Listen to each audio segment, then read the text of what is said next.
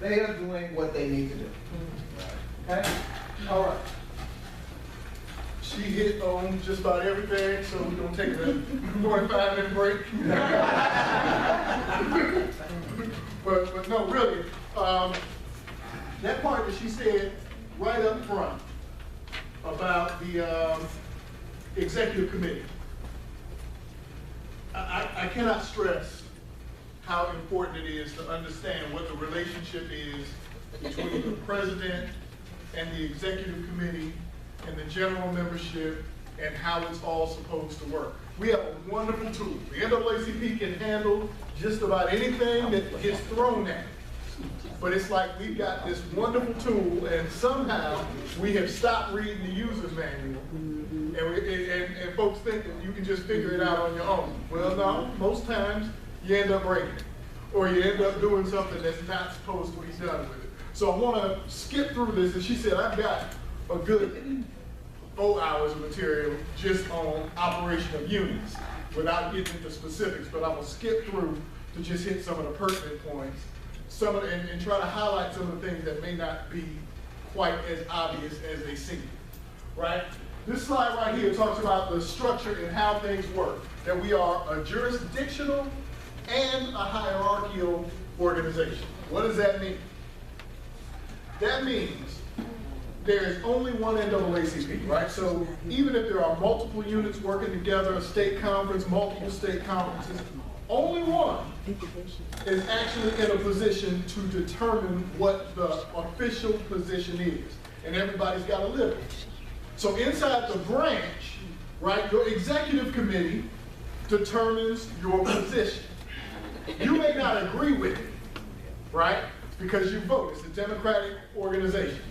Your executive committee takes a position, they send it to the general body to be ratified. Once it's ratified, it doesn't matter if you are in agreement, the position is the position, right? And if you speak on behalf of the NAACP, that's it.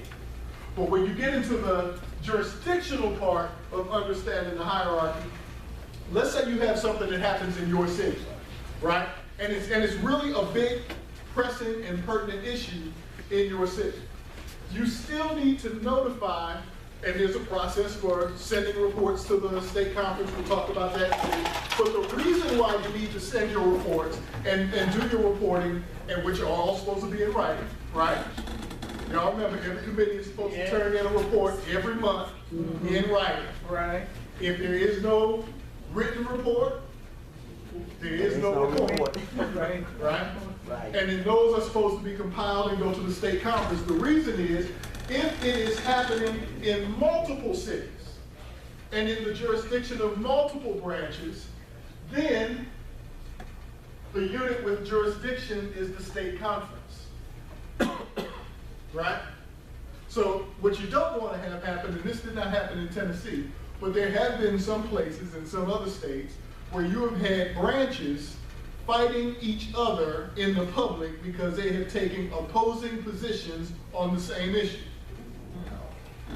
To the general public, they don't understand that. It just looks like the NAACP is messy, right? Because they intuitively understand there should only be one NAACP position. But the way that you determine that is if it happens entirely within your jurisdiction, then it is your branches to handle. You set the position.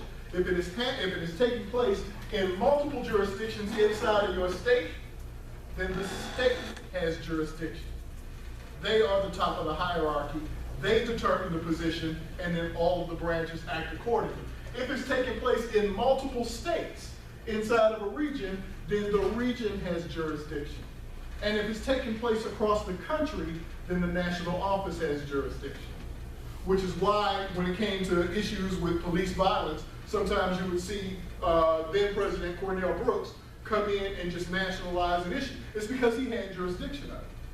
Because it's something that's taking place across the country. And once you determine whose it is, and I say all that to say, just because something happened doesn't mean that you can automatically go out and take whatever position you want. You have to be in communication with your state conference about what you're doing. All right, that makes sense? Yeah. All right, let's keep moving. Some of these I will skip through because I don't have time to hit everything. But this is what she talked about. The executive committee has general control of the program and affairs of the unit, subject to the authority of the unit and provision of the Constitution and approved bylaws. That is Article 8, Section 2B, right?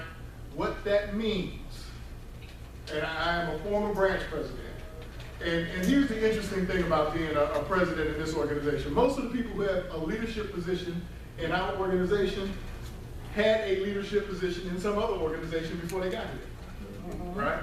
Right. And we are a peculiar bunch of Negroes, right? There's something about the NAACP because, first of all, it requires you to be just arrogant enough to believe that you can actually change society. That takes a whole lot of confidence to think that, now you ain't even gonna do it in your own, you ain't gonna spend all your time on it. You think you can change society on nights and weekends, right? In your spare time. So, and then add to that, most of the people who ascend to leadership in this organization are used to being the smartest person in the room, right? And you are people who are willing to fight as a hobby. Let that one sink in. You are willing to go out and fight people as a hobby in your spare time. You put a room full of those people together, it is combustible, right? Because everybody knows what they want to see happen. But we've got a structure that has to be followed, right? Because the way that it worked in every organization is not the way that it works here. The president's job is to chair the meeting. Yeah, That's your job. You chair the meeting. And you speak on behalf of the executive committee, but only in between meetings of the executive committee. And everything that you do on behalf of the branch, you have to then report back to the executive committee at that next executive committee meeting for it to be ratified. Because we are an organization that is governed by committee. I don't know how many presidents we have that believe that, and I did a training once. I won't even tell y'all where it was. When I got president, but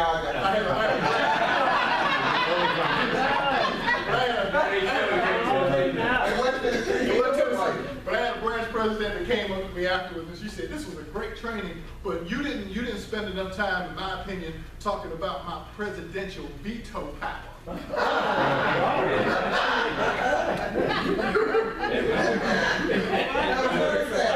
didn't talk about your presidential veto power because you don't have any. And I can't tell y'all, I spent 10 years as a branch president. I can't tell y'all how many times I walked in that room, absolutely go to heaven certain that I knew exactly what was supposed to happen. I put it on the table as clearly and as passionately as I could. And them Negroes shook their head no and voted me down. That's right. And when that happens, that's it. That's it. You got one executive committee at a time. Right. And the executive committee's position is the position. Yes, sir. That's true. The executive president does, the chair of the meeting and the executive committee runs the meeting. Who's the president though, to get to know the executive committee members and know how to count votes. There you go. There you go. That's what Ed Holmes said. Know how to count your votes. Right. And that's another thing. And this is one that has come up recently, and it's apparently not as obvious as you would think. We have units and presidents who don't want to fill out their executive committee, Right. thinking that you have more power when you have a smaller executive committee. That is the opposite of the truth. Because the way that you put people on the executive committee, if they were not elected, is that the president makes the recommendation to the executive committee for the executive committee to then ratify. And if you follow that process, you end up, it's a large group, Right. but you'll end up with a large executive committee of people who are generally of like mind, Yes. who are not out to get each other because y'all all had some relationship because that's how you got to the table. Right? That makes sense? Yeah. No, I got it. Because I don't know where I'm gonna stop. I'm going by the force right now. I do want to talk about that. The executive committee, the one thing I want to hit on the executive committee is making sure that you all understand that your branch advisors in your high school chapter and your youth council presidents are full voting members of your executive committee. Yes, yes. It is not optional in terms of whether or not you reach out to them and notify them and bring them to the table. I don't care if they are 13 years old. They are a full voting member, and you need them there. Right. The reason why you need them there is because most of us here in this room, I'm excluding myself because I'm such a young man, but most of us here in this room don't have a day-to-day understanding of what's going on inside the school system right now. Right, right. You want to know what's happening in the educational system for young black children? Ask a 13-year-old. Right, right. Yeah. You know? Right. But you don't get that perspective if we don't have them at the table, and our structure demands that we put them at the That's table. right. That's It's not optional, it's already written in the book. That's right. They have full voting rights as a member along with the branch advisor. All right? All right, I mentioned that before. The president, between meetings of the executive committee, exercises general authority on behalf of the unit, subject to ratification. Your president's report, which should include every activity you took on behalf of the branch in between those meetings, should be the longest and most thorough report of all. Right? There is no other job in the NAACP like being the branch president. Right. Because everybody else can be NAACP for that hour every month. If you're the president, you NAACP all day long. Where you went, the NAACP showed up. Where you didn't go, the NAACP wasn't there. Right. What you say, the NAACP said. And I know sometimes folks try to get cute and say, oh, I was speaking for myself as an individual. You the president, you don't get to speak for You yourself. don't get to speak for yourself. You the president, when you say something, the NAACP said it. Right. And all of that needs to be documented and brought back to the executive committee for them to ratify. Now, when we say that they have to ratify, understand what that means. That means they can tell you that you misrepresented the position of the executive committee, Yeah. and that it needs to be corrected. Yeah. Now, that is a blow, because nobody wants to go out there and you done took a position and you done said something, and you brought it back to the executive committee and you find out they don't agree with you. If they don't, and they take a different position and they say that we need to correct the record, then you gotta correct the record. That's why you talk about you need to be in consensus. Yep, You need to be in consensus. You need to be talking to each other. absolutely, absolutely. That makes sense, Capshaw? You sitting there looking, you all right? You awake? Okay. Vice President, this one is really, really easy. I know, yes, ma'am. Excuse me, when you, are you going to elaborate on if if the unit has a paid executive director? Because I know we don't have one except for in Memphis. So I need for you to elaborate. Yes, before we finish, I will go there. Thank you. All right. Vice President, this one is easy. I know a lot of units get fancy. And they got vice presidents with all kind of titles and all kind of responsibilities. Per the Constitution and the bylaws, the job of the vice president is to serve on behalf of the president in the absence of the president. Right? Which means you come in, you wave hello to everybody, and if the president is there, you go sit down somewhere, Right. and you wait till the meeting is over. Right. Right?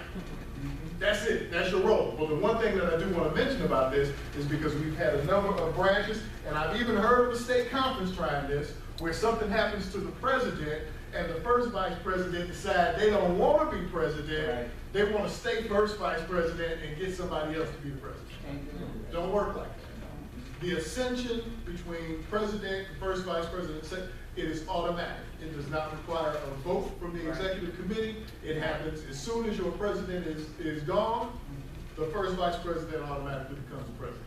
Well, what happens is if the first vice president decides not to take that position, or They have to resign and they are no longer on the executive committee. That's right. And then the second vice president ascends, but there is no process for that person to remain on the executive committee and not take the position. And when literally being there to become the president is the only duty that they are assigned. And if they're not willing to fulfill that one thing, they are off the executive committee because they have to resign as well. All right? And that's why you tell people, if you don't wanna be president, you don't get to accept first right. Right. The folks die, get run over, quit, all kinds of stuff. All right, we got secretaries in here? All right, I know you did. I know, because that is the most difficult, time-consuming, and unappreciated job in the NAACP. I'm not going to read every bullet here on this slide about being the secretary, but there is one thing that is not necessarily intuitive that everybody needs to know about the role of the secretary in the minutes. When you take minutes at a meeting, a couple things. Number one, it does not need to be a transcript Right. of all of the conversation that took place in the meeting. Only those things that Right. we. It is the action items. But once those minutes are taken, they need to be printed and they need to be signed. Yeah. And let me tell you why. Because if something happens, if there's an issue or a debate, and it comes to the national office, we are going to request a copy of the minutes immediately. If we get minutes and they are unsigned, they are not minutes. They are notes. You know, you raise the money to 70. All right? Now, a budget is a roadmap, tells us where we're going. You got that. Report memberships in 15 days, not 4 weeks. I know I can get in trouble for saying this, but I'm saying anyway, because I'm not scared. All right? Membership cards take a long time. I will not defend the membership process. We are not doing a good job of getting those membership cards out there. Right? And I'm telling you, I'm a former branch president for a long time. I know if you sell a membership and those people don't get their card, they look at you like you stole their money. Right? I get that. But I also know, this is what I also know as a branch president, is that you only meet once a month. Right. Right? You get the mail once a month. And I don't know how many times you get back in that office and you go through that mail and there's a stack of memberships that's been sitting there since last month. Right? Now, when I was branch president, I would just blame it on the national office. I'd be like, what? You ain't got your card yet? Let me call the national. Let's see what them jokers do. No good well, that stuff been sitting on my desk for a month. 15 days is what is required. From the time it's turned in, you got 15 days to turn it in. All right, let's see. Submit to regular audits of your financial processes. Ms. Sweetlove knows we've been going through some stuff with some folks that could have been easily uncovered if they had done some audits. Right? And I'm not saying that you got to go out and pay somebody to do external audits all the time, but at least have an objective set of eyes. Look over your books every couple of years just to make sure y'all doing everything right. Make sure that your paperwork is in order. It's not a slight against anybody. Like I say, I had a branch for 10 years. We did an audit every year. We took our audit results and we put those up in the community center. The reason for that is because you already got people in the community that like to, if they're going to make an accusation against organization, they say, well, they steal the money. We don't know what they're doing with the money. We want to take that off the table. Right. And let folks know, we ain't asking you for a lot. We only asking you for $30. Right. But if you want to know where that $30 went, that should be transparent. That should be open and out there for everybody. Now, I know folks, get a little shady about the money because we got some branch presidents that want to get the branch to pay their cell phone bill and start doing stuff that they ain't got no business doing. Right? But if you're just doing the work of the association, it should be transparent. Having another set of eyes, all they should be able to do is just go in there and make sure you ain't making no mathematical errors. Yes, sir. And with respect to audits, is that something that the executive committee established and put those, appoint those members to do, before the audit? Or is this something that the president decides they want to do it and they appoint the person? There is nothing in the NAACP that can be decided specifically by the president. Everything is done by the executive committee. So the executive committee could decide, that they wanted to form a committee, and literally the power to form special committees is delegated specifically to the executive committee, again in Article 8, Section 2, E or F to create special committees is delegated specifically to the executive committee. So they can put together an audit committee and go ahead and look at those books. And like I said, it doesn't have to be accusatory, it's not putting anybody down, it's not making any aspersions against anybody.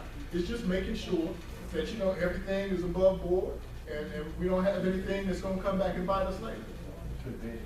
Right, right. And in most communities, often you can get an accountant or CPA to go over them.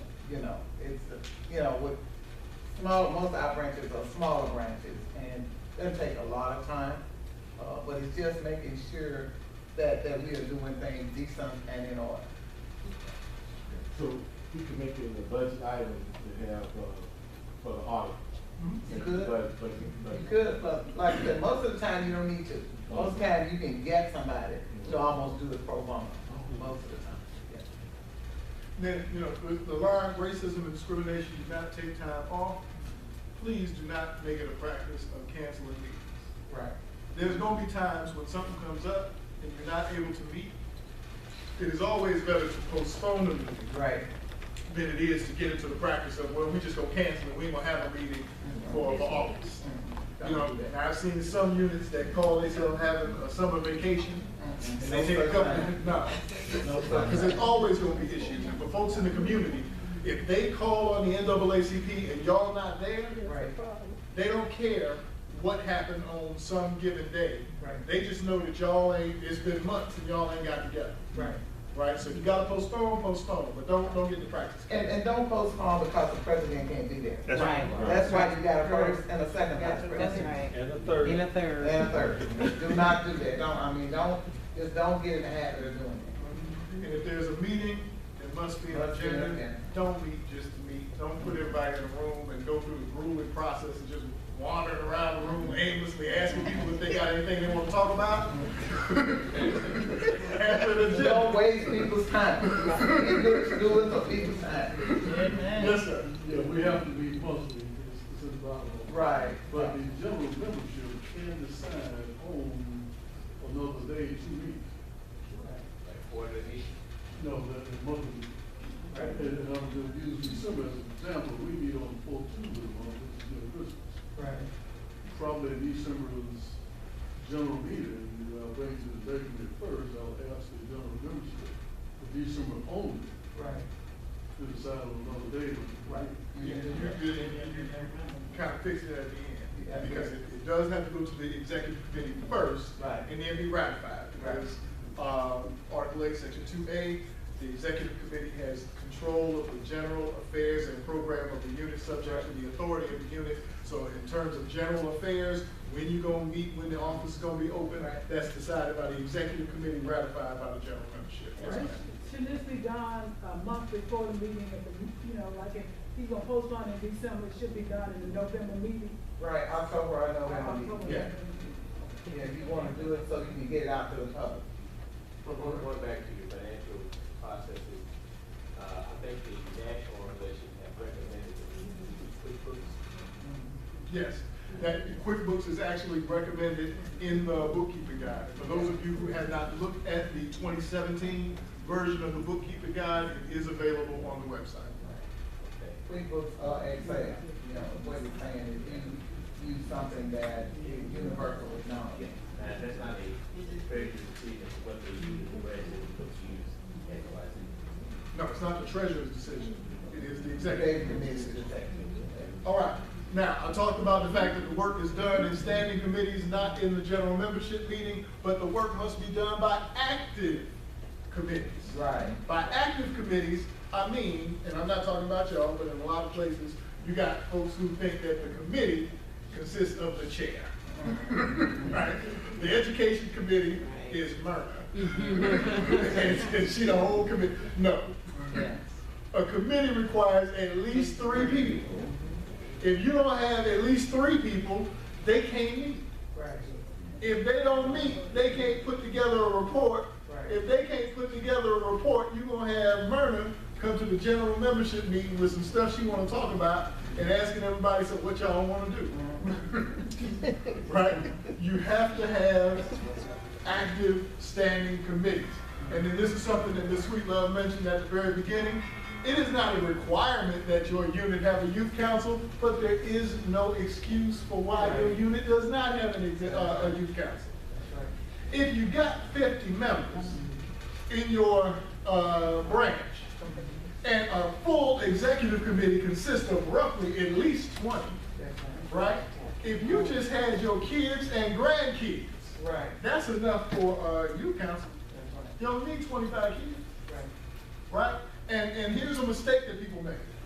They make the mistake of thinking, well, we gotta find 25 kids who wanna pay their membership, and then once they pay their membership, we'll set up a youth council.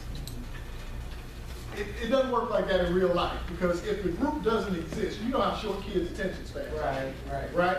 No kid is gonna wanna pay their money to join a group that does not exist in the hopes that if you get it off the ground, they might enjoy it. Right?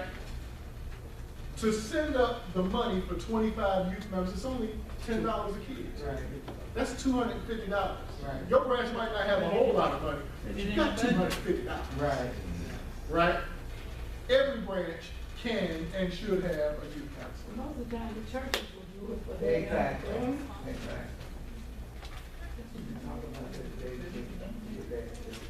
Executive director. I'm gonna get there. All right, can't do the work without the money. You really got to be serious about fundraising. I love a good freedom fund, and I love an affordable freedom fund. But if you selling your freedom fund tickets for $35, $40, you're not gonna make no money. Y'all here, Right? You're not gonna make no money. Y'all here. Because listen, and I know all the arguments. People gonna say, well, the people in my community, they're not gonna pay no whole bunch of money. Yeah, You don't understand. Well, no.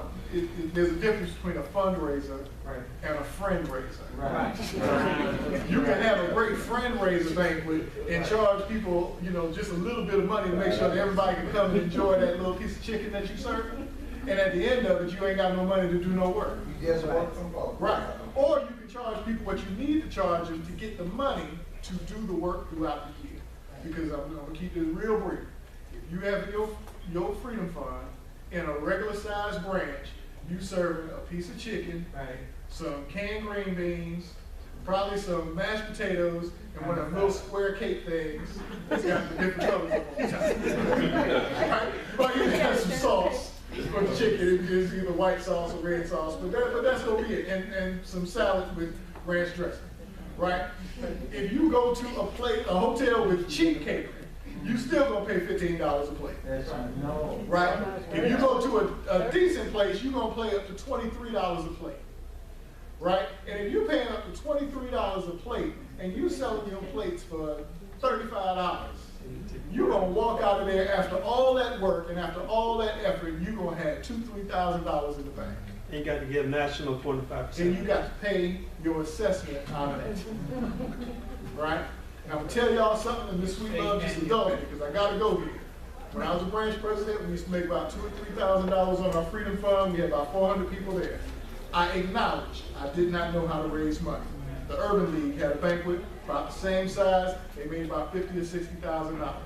I sat down with the president of the Urban League, told him to teach me how to raise money.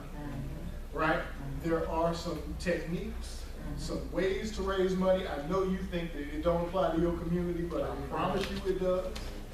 Right? And if you are interested, I can get with Madam Sweetlove and we can set up some trainings so we can go through how you can be more effective at fundraising. Right? But you got to raise enough money to send people to training so that they can learn how to do the work. Yes, sir. There's a misconception that you can circumvent sending national 25% their portion, if you call it different names. That is not true. The only way you can get out of that is to call it national records. You increase your membership by 35%. Right, that's right. Then you only have to pay, then you pay 50%. And that's what I was talking about earlier. People try to get cute and say, well, we don't have to send this money because we're going to say this was for the building fund. No, you got to spend it. I answered that question. That's right. Yes, sir. If our branches are not having a freedom fund banquet, how do you hold the branches responsible? If you are not having a Freedom Fund banquet, then there is a flat fee assessment that you have to pay. Right. And that's also outlined in the book. So there is a provision for you to pay an assessment if you are not having a Freedom Fund. But if you're not having a Freedom Fund, I don't know where you're gonna get the money to pay the assessment. There's no reason for you not to have a freedom fund. The other thing, let me say while he's here, but it needs to be said in here. Okay. There is no, you hear me, absolutely no unit in Tennessee that has an okay to have a scholarship and call that a fundraiser. You cannot do that. The National has scholarships, and we encourage our young people to apply for those scholarships. Nobody has a badge. You know, I heard some folks say, oh, we had a badge. Show me the documentation. It does not exist. That stuff it has not been there since Kelly Billy Alexander was president of the chairman of the board. So that's been years and years ago. So I know we got some folks that's still trying to do it, but you cannot do that. You have to do your fundraising. You have to do your fundraising. So if you fooling folks in the community, saying send me $500 because we're gonna give so many scholarships, you lying to yourself and them. But if you don't have anything, you're not raising funds for scholarships, you're not having a freedom fund, then what? You just pay the assessment and that's all. No, you're supposed to be having a freedom fund. Right. If you don't know how to have your freedom fund, then let somebody ask us, and we'll bring you some help to tell you how to do that. So the executive committee is failing on their responsibility. That's exactly what that is. That's exactly what that is. So it's one of the standing. Right. Right. Freedom fund is standing committee. So, President Sweetbaugh, you're saying that local branches cannot be applied for scholarships? They cannot, they don't have an okay from the national to do that. And that's the only way to do that. That used to happen years ago when the education committee did not have scholarships online for young people to apply for. But you all know way back when Maxine Smith was on the education committee, we had scholarships online, Agnes Jackson scholarships, whole different number of scholarships. We cannot do that. You know, if let's just say Brother Al Hayes, Brother Al Hayes said, okay, I'm gonna give $1,000 to a student in the community that the branch chooses, you can do that.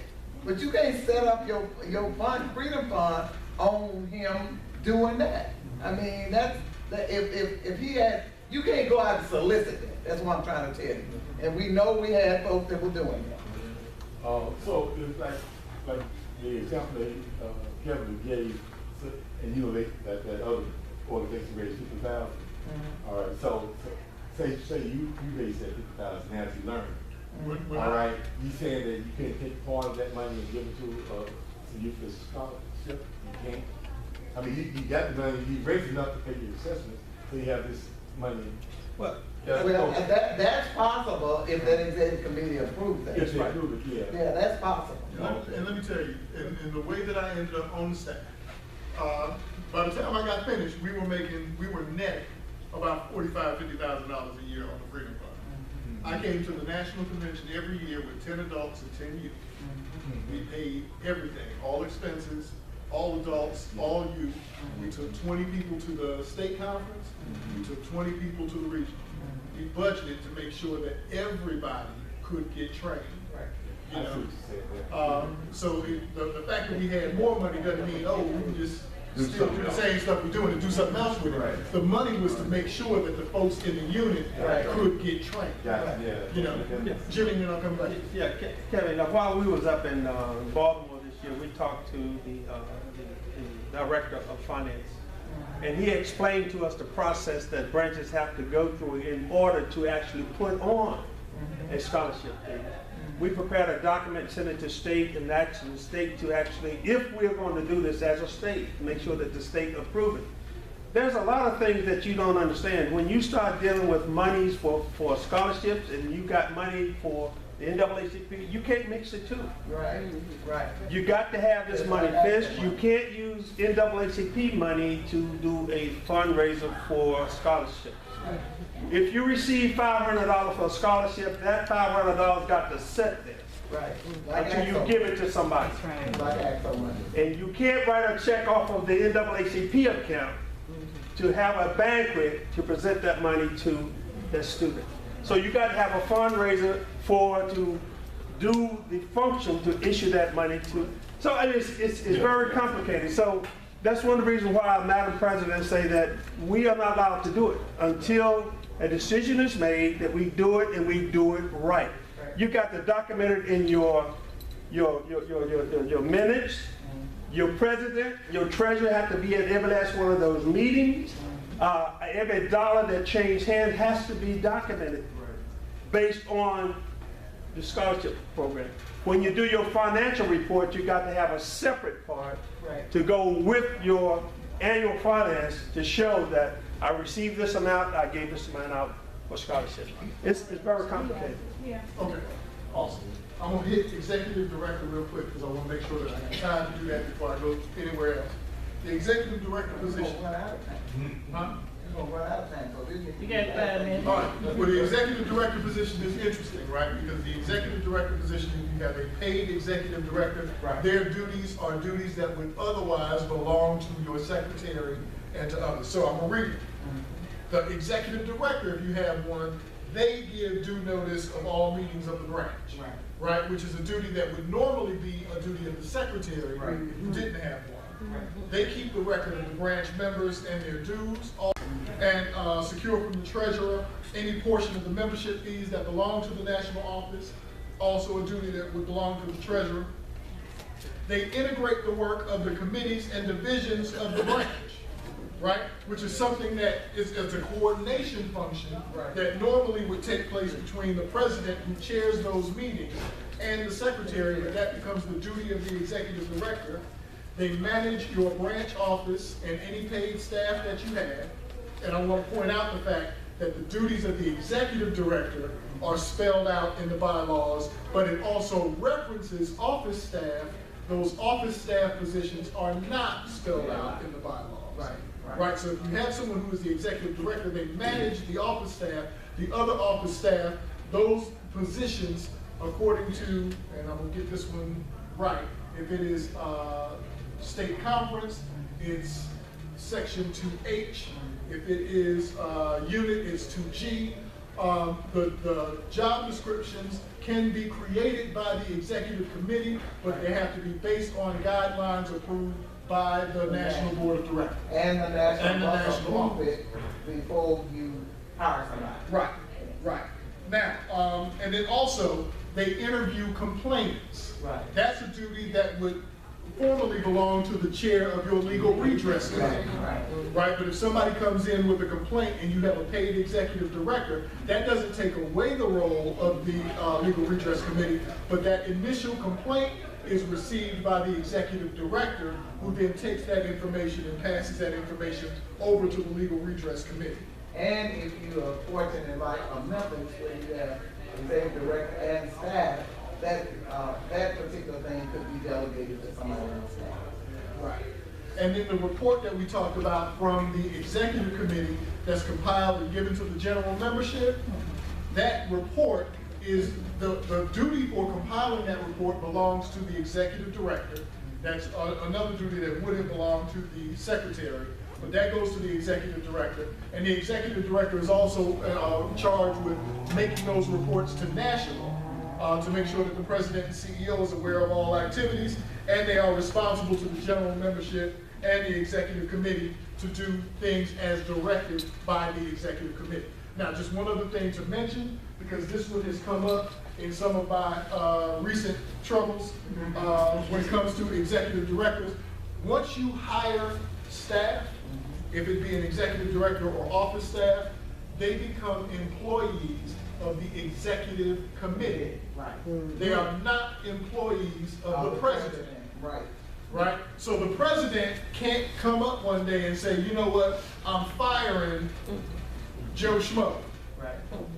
Because it is the duty of the executive, they are an employee of the executive committee. Now, the president does act on behalf of the executive committee in between meetings. So the president could basically indicate their desire to do so, but it cannot be done until the executive committee meets, and the executive committee has to vote as to whether or not that employment is going to be terminated. If your staff all volunteer, who is the executive director? If your staff is all volunteer, you don't have an executive director. And those duties, if you're all volunteer, those duties are held by the secretary. Okay. It's something else I think we ought to mention, because I've said, of course, Kevin and staff, and I sit on the National Board directly, but I also sit on the membership and unit and the personnel committee.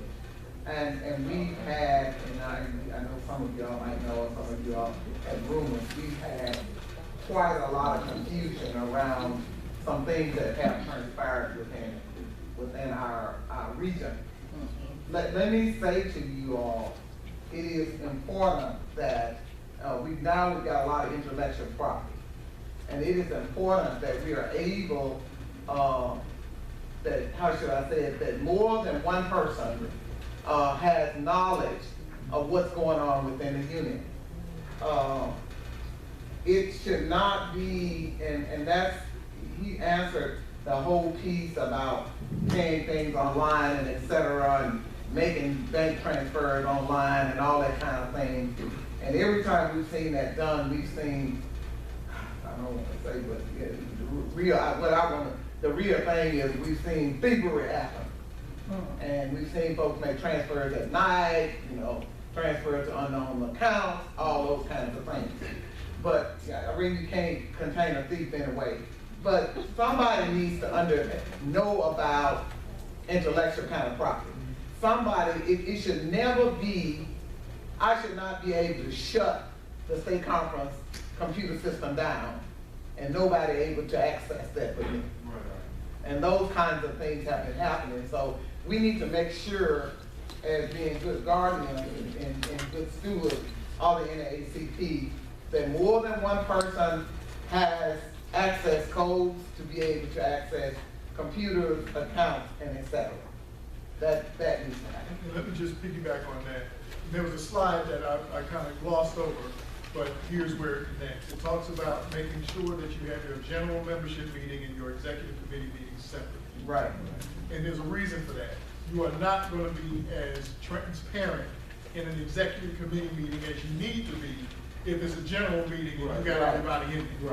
Right. But when you get your committee reports, you should get a full, detailed financial report at every meeting. Right. Now, when I see units that combine their general membership and their executive committee meetings, even if you say, well, the general membership can't vote at the executive committee meetings, when if you show me a unit that combines the general membership and the executive committee, I will show you a unit that might get a summary of a financial report, but they're not getting a detailed financial report.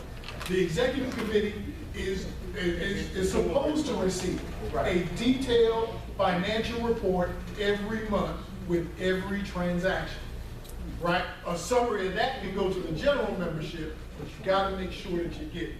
And you're not gonna get it unless you exercise that fidelity to separate your executive committee meeting from your general membership.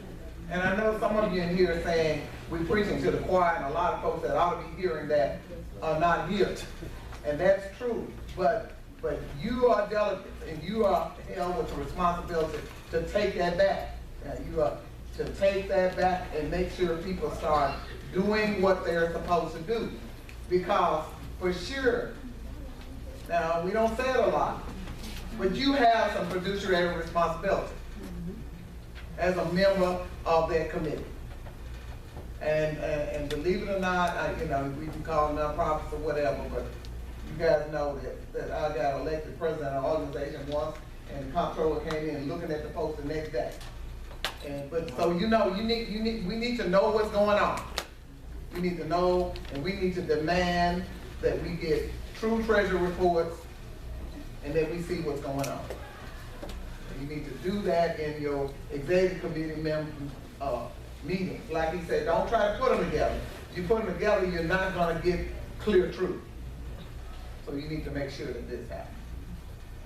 Yes, would it be possible to get a copy of your presentation, electronic copy? It would be very helpful. Okay. Like I said, that was my abbreviated version. I was telling this people, I got about 4 hours worth of stuff. But that's it. Yeah. Okay. Just come up here, give me an email address. Okay. Other questions? We gotta wrap up. Somebody gonna Just make follow that. Start the next meeting. Any questions?